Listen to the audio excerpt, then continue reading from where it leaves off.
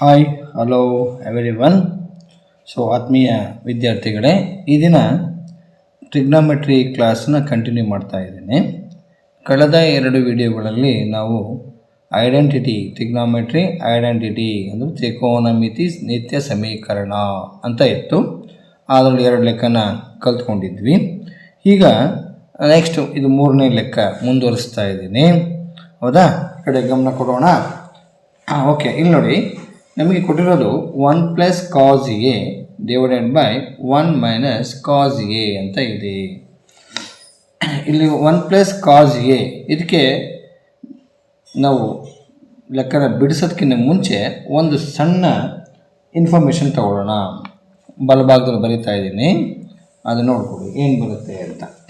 ಈಗ ನಿಮಗೆ ಗೊತ್ತಿದೆ A + B ² ಇದು ನೀವು ಪ್ರೈಮರಿನಲ್ಲಿ 8ರಲ್ಲಿ 9ರಲ್ಲಿ ಎಲ್ಲ ಕಲ್ತ್ಕೊಂಡಿದ್ದೀರಿ. ಇದನ್ನು ಬಿಡಿಸುವಾಗ ಏನಾಗುತ್ತೆ ನೋಡಿ, ಇದನ್ನು ಮೊದಲು ಬಿಡಿಸ್ಕೊತೀನಿ. A² + B² + 2AB ಗೊತ್ತಿದೆ ಅಲ್ವಾ ಇದು? ಓಕೆ, ಇದೇ ಜಾಗದಲ್ಲಿ 1 + cos ಅಂತ ಬಂತು, A² ಅಂತ ಬರ್ಕೊಳ್ಳೋಣ.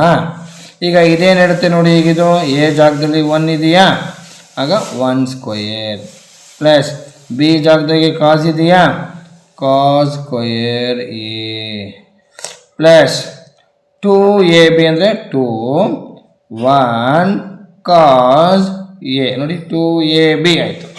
ಈಗ ನಿಮಗಿದು ಅರ್ಥ ಆಯ್ತಾ? ಕ್ಲಿಯರಾಗಿ ಗೊತ್ತಾಯ್ತಾ? ಅದಕ್ಕಿಂತ ಮುಂಚೆ ಇನ್ನೊಂದು ಇನ್ಫಾರ್ಮೇಷನ್ನು, ಅದಕ್ಕಿಂತ ನಂತರ ಇನ್ನೊಂದೇನು, A + B into A - B ಅಂತ ಇದ್ರೆ ಮಾಡೋಣ. ನೋಡಿ, ಈಗ ಇದರಲ್ಲಿ 1 + cos A 1 - cos A ಅಂತ ಇದೆ ನೋಡಿ. ಒಂದ್ಸರಿ A ಜಾಗದಲ್ಲಿ 1, B ಜಾಗದಲ್ಲಿ cos ಪ್ಲಸ್ ಚಿಹ್ನೆ ಇದೆ. A ಜಾಗದಲ್ಲಿ 1, B ಜಾಗದಲ್ಲಿ cos ಮೈನಸ್ ಚಿಹ್ನೆ ಇದೆ. ಇದಕ್ಕೆ ಉತ್ತರ ಏನು ಹೇಳುತ್ತೆ ನೋಡಿ, A² - B² ಅಂತ ಹೇಳುತ್ತೆ. ಕ್ಲಿಯರಾ? ಈ ಲೆಕ್ಕ ಬಿಡಿಸೋಕ್ಕಿಂತ ಮುಂಚೆ ಕಲ್ತ್ಕೋಬೇಕು, ಆಗ ನಿಮಗೆ ಈಸಿ ಆಗುತ್ತೆ. ಈಗ ಏನು ಹೇಳುತ್ತಾಗ A² ಅಂದರೆ 1² ಮೈನಸ್ B² ಅಂದರೆ cos² A ಆಗುತ್ತೆ ನೋಡಿ. A² - B², ಈ ಒಂದು ಇನ್ಫಾರ್ಮೇಷನ್ ನಮಗೆ ಸಿಗುತ್ತೆ. ಕ್ಲಿಯರ್ ಆಯಿತಾ? ಅರ್ಥ ಆಯಿತಾ? ನಮಗೆ ಈ ಒಂದು ಚಾಪ್ಟರ್ ಪ್ರಕಾರ 1/sin A ಅಂದರೆ = cosecant A ಅಂತ ಅರ್ಥ ಆಯ್ತಾ? ಓಕೆನಾ? ನೆಕ್ಸ್ಟು ಅದೇ ಥರನೇ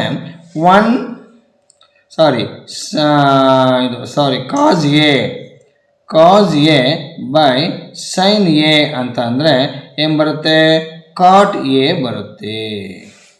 ಇದು ರೋಲ್ ಇದೆ, ಇದರ ಒಂದು ಇನ್ಫಾರ್ಮೇಷನ್ಸ್. ಓಕೆ, ಈ ಒಂದು ರೋಲ್ನ ಅಂದರೆ ಈ ಐಡೆಂಟಿಟಿಗಳನ್ನು ಬಳಕೆ ಮಾಡಿಕೊಂಡು ನಾವು ಈ ಲೆಕ್ಕನ ಬಿಡಿಸ್ತಾ ಹೋಗ್ತೀವಿ. ಓಕೆನಾ? ಈ ಲೆಕ್ಕನ ಬಿಡಿಸ್ಬೇಕಾದ್ರೆ ಇಲ್ಲಿ 1 + cos A ಇದೆ, 1 - cos A ಇದೆ. ಸರಿನಾ? ಇದು ಹೇಗಿದೆ ಹಾಗೆ ಬರ್ಕೊಳ್ಳೋಣ ಫಸ್ಟು. ಹೌದಾ? ಹಾಗೆ ಬರ್ಕೊಳ್ತೀನಿ. ಫಸ್ಟು ಕ್ವಶನ್ ಇದು, ಹಾಗೆ ಬರ್ಕೊಳ್ಳೋಣ. 1 + cos A / 1 - cos A. ಇಲ್ಲಿ ನಾವು ಫಸ್ಟ್ ಏನು ಮಾಡಬೇಕಾಗುತ್ತೆ ಅಂದರೆ, ಇದು ಬರ್ಕೊತಿದ್ದೀನಿ, ಮಲ್ಟಿಪ್ಲೈ ಗುಣಿಸಿ ಆ್ಯಂಡ್ ಡಿವೈಡ್ ಬೈ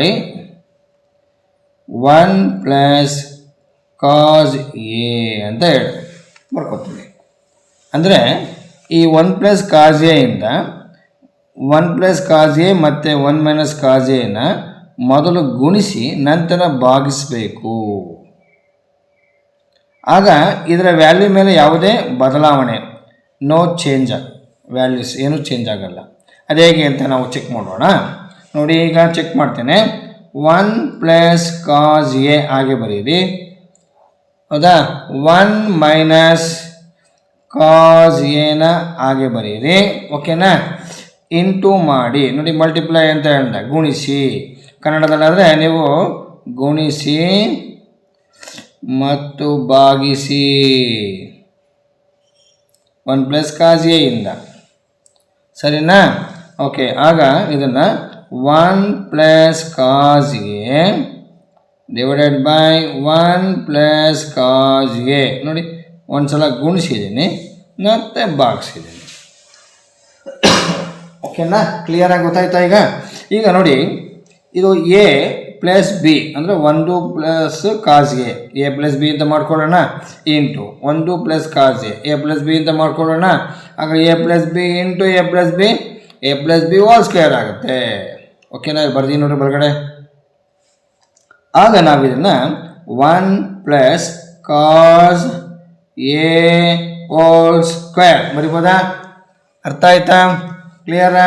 ನೋಡಿ, ಆಗ ಇದು ಅದು ತಳಭಾಗ ನೋಡಿ, A minus B A plus B ಇಲ್ಲಿದೆ ಬರ್ದಿ ನೋಡ್ರಿ, A plus B A minus B ಅಂತ ಬರ್ದೆ. ಆಗ ಇದೇನು ಬರಿಬೋದು? 1 square minus cos square A is equal to ಹಾಕಿ ಬಲಗಡೆ ಏನಿದೆ ಅದನ್ನೇ ಬರೀರಿ. ಕಾಟ್ ಎ ಹೋಲ್ ಸ್ಕ್ವೇರ್ ಅಂತ ಐತೆ ನೋಡ್ರಿ ಇಲ್ಲಿ, ಹೌದಾ? Cosecant A plus cot A whole square ಅಂತ ಇದೆ. ಓಕೆನಾ? ಅರ್ಥ ಆಯ್ತಾ? ಓಕೆನಾ? ಗೊತ್ತಾಗ್ತಿದೆಯಪ್ಪ? ಈಗ ನಾವು ಇಲ್ಲಿ ಬರೋಣ, ನೆಕ್ಸ್ಟ್ ಸ್ಟೆಪ್ಪಿಗೆ ಬರೋಣ. ತುಂಬ ಸರಳವಾಗಿ ಹೇಳ್ತಾ ಇದ್ದೀನಿ, ಅರ್ಥ ಮಾಡ್ಕೊಳ್ಳಿ. ಹೌದಾ? ಲೈಕ್ ಮಾಡಿ, ಶೇರ್ ಮಾಡಿ, ನಿಮ್ಮ ಫ್ರೆಂಡ್ಸ್ಗೆಲ್ಲ ತಿಳಿಸಿ.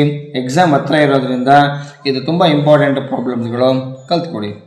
ಈಗ 1 ಪ್ಲಸ್ ಕಾಸ್ ಎನ ಬಿಡಿಸೋಣ. ಆಗ ಬಿಡಿಸಿ ಇದನ್ನು ಹೆಂಗಾಗುತ್ತೆ ನೋಡಿ,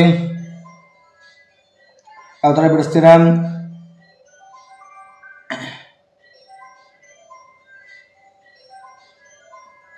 1 ಪ್ಲಸ್ ಕಾಸ್ ಎ ಆಗಿ ಬರೀರಿ,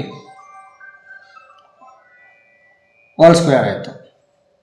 ಇದಕ್ಕೆ ಏನು ಮಾಡಿ,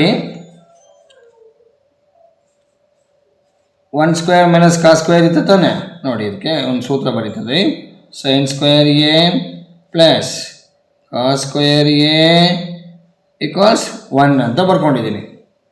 ಇದೇನು ಹೇಳುತ್ತೆ ನಮಗೆ? ಈ ಕಾಸ್ನ ಆ ಕಡೆ ಕಳಿಸಿ, sine square A is equal to 1 minus cos square A ಆಗುತ್ತೆ ನೋಡಿ. ಆಯಿತಾ? ಸೈನ್ ಸ್ಕ್ವೇರ್ ಎಗೆ ಏನು 1 ಮೈನಸ್ ಕಾಸ್ ಸ್ಕ್ವೇರ್ ಎ. ಇಲ್ಲಿ 1 ಸ್ಕ್ವೇರ್ ಇದೆ, 1 ಸ್ಕ್ವೇರ್ ಅಂದರೆ ಒಂದೇ, ಕಾಸ್ ಸ್ಕ್ವೇರ್ ಎ ಹಾಗೆ ಬರೀತೀನಿ. ಇದರ ಬದಲಿಗೆ ಇದನ್ನು ಬರಿಬೋದಾ? ಸೈನ್ ಸ್ಕ್ವೇರ್ ಎನ ಬೈ ಸೈನ್ ಸ್ಕ್ವೇರ್ ಎ. ಇದನ್ನು ಎಕ್ಸ್ಪ್ಯಾಂಡ್ ಮಾಡಿಲ್ಲ, ಹಾಗೆ ಬರ್ದಿದ್ದೀನಿ ನೋಡಿ. 1 plus cos A whole square, ಇದು 1 minus cos square A, 1 minus cos square A. ಅದ್ರ ಬದಲಿಗೆ ಏನು ಬರೀಬೋದು? Sine square A instead of sine square A ಅಂತ ಬರೀಬೋದು. ಓಕೆನಾ? ಅರ್ಥ ಆಯ್ತಾ? ಈಗ ನಾವೇನು ಮಾಡಬೇಕು? 1 plus cos A whole square ಇದೆಯಲ್ಲ, ಅದಾಗೆ ಕಂಟಿನ್ಯೂ ಮಾಡಿ. ಈಗ ಇದಕ್ಕೆ ಸೈನ್ ಸ್ಕ್ವೇರ್ ಎ ಇದೆಯಲ್ಲ, 1 plus cos A by sine A whole square ಬರ್ಕೋಬೋದಾ?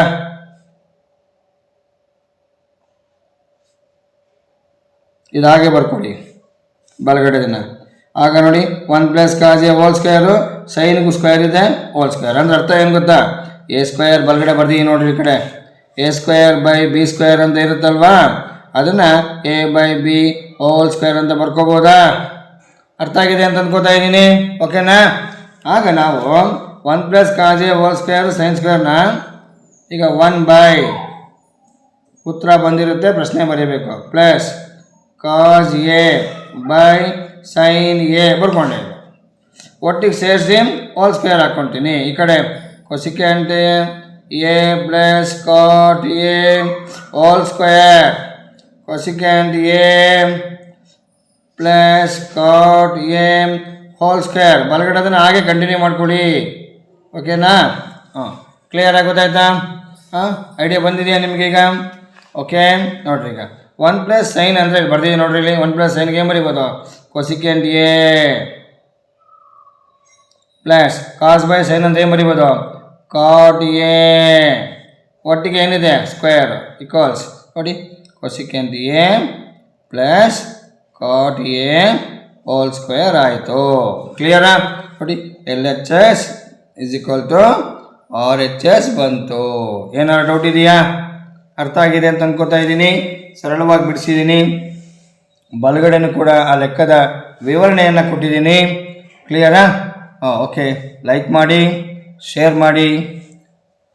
Thank you.